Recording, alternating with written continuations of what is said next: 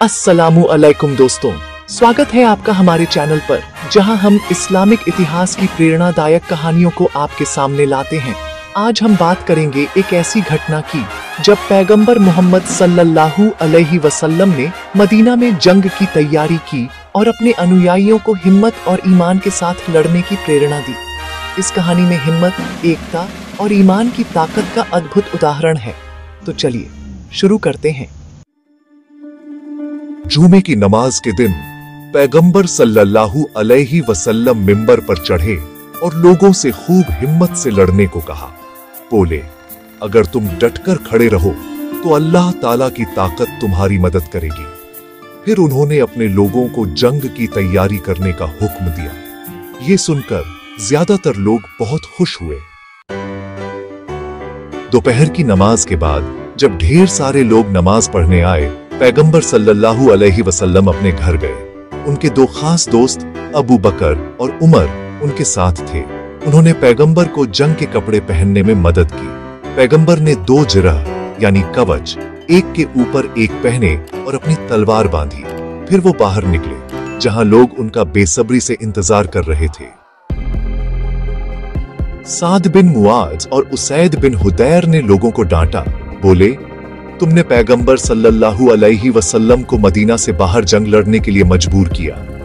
लोग अपनी गलती पर शर्मिंदा हुए और बोले कि अब वो पैगंबर के हर फैसले को मानेंगे। जब पैगंबर बाहर आए तो लोगों ने कहा, ऐ अल्लाह के रसूल, हमें आपसे इख्तिलाफ नहीं करना चाहिए था।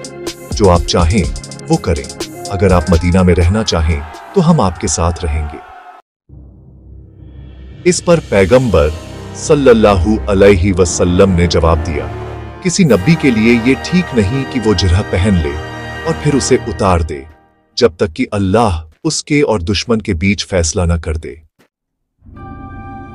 पैगंबर सल्लल्लाहु अलैहि वसल्लम ने अपनी फौज को 3 टुकड़ियों में बांटा।